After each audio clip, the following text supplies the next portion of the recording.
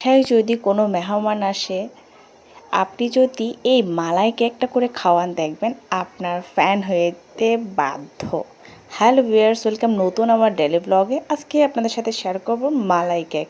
তো চলুন, আমি প্রথমে হাফ কাপ পরিমাণ ময়দা নিব, 1 চা চামচ কর্নফ্লাওয়ার নিব, হাফ চা চামচ বেকিং সোডা নিব, হাফ চা চামচ বেকিং পাউডার নিব, 1 চিমটি লবণ দিব। উপকরণগুলো ভালো করে চেলে নিতে হবে। অফ স্ক্রিনে আপনারা চেষ্টা করবেন আরও 2-3 বার চেলে নেওয়ার জন্য। তো আমি একটা মালাই কেকের জন্য 2টা ডিম নিব। চাইলে আপনারা আরও বেশি নিতে পারেন, তবে আমি 2টাই নিব। ডিম 2টা ছিল অনেক বড় সাইজের হলে ভালোই হয়। তো কুসুমটা আমি আলাদা করে নিব। ডিমের সাদা অংশটা একটা হ্যান্ড ব্লেন্ডার দিয়ে ভালো করে ব্লেন্ড করে নিব।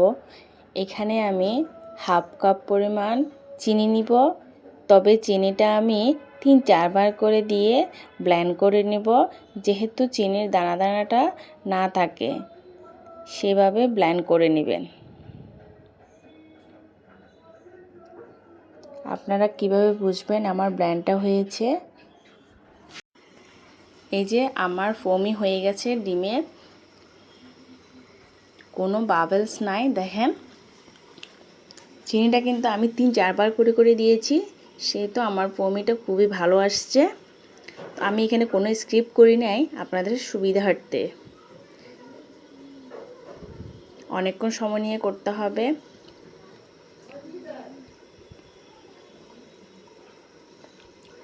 এরপরে আমি ডিমের কুসুমটা একটা করে দিয়ে দিব, সাথে চাইলে আপনারা দোনোটাই দিতে পারেন। আমি একটা দিয়ে করেছি, তবে দোনোটা দেওয়ার পরে 5 মিনিট ব্লেন্ড করে নেবেন ব্লেন্ডার দিয়ে। এরপরে আমি তেল দিব। তেলটা দিব 1/3 কাপ। 1/3 কাপ তেল দিবেন। যে কোনো রেগুলার তেল, আপনারা রান্নার তেলও দিতে পারেন। তবে হ্যাঁ, তেল দেওয়ার পরে বেশি ব্লেন্ড করা যাবে না, ফোমিটা নষ্ট হয়ে যাবে।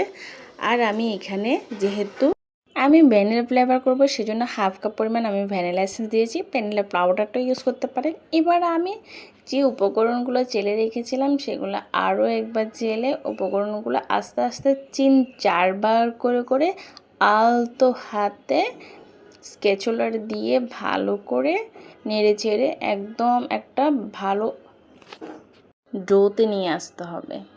আমার এখানে একটু এডিটিং করা হয়েছে ফার্স্ট, যেহেতু লং হয়ে যাচ্ছে ভিডিওটা, সেই জন্য একটু এডিটিং করা হয়েছে।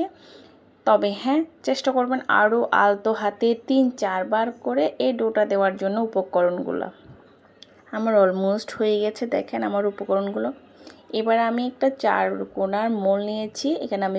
এরপরে আমি বেকিং পেপার দিয়ে মোলটা ডিপ করে নিলাম।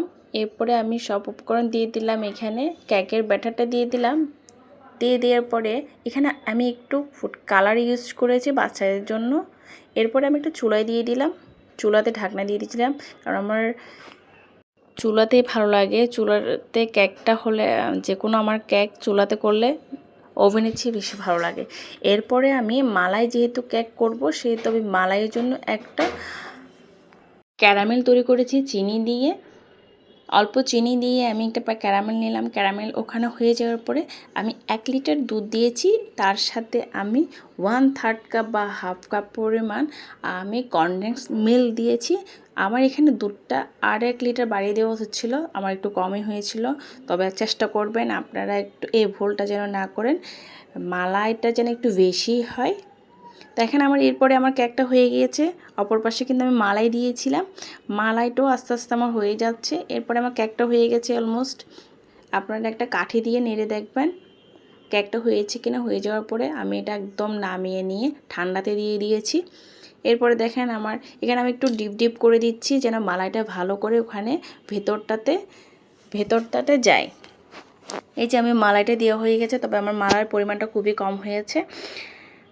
তবে হ্যাঁ, আমার কেকটা কিন্তু অনেক মজার হয়েছে। মালাই কেকটা অনেক অনেক অনেক, দেখবেন ফ্রিজে রেখে আপনি মালাই কেকটা যখন খাবেন অনেক রসালো, অনেক টেস্ট। এখানে আমি পেস্তা বাদাম দিয়েছি কিছু।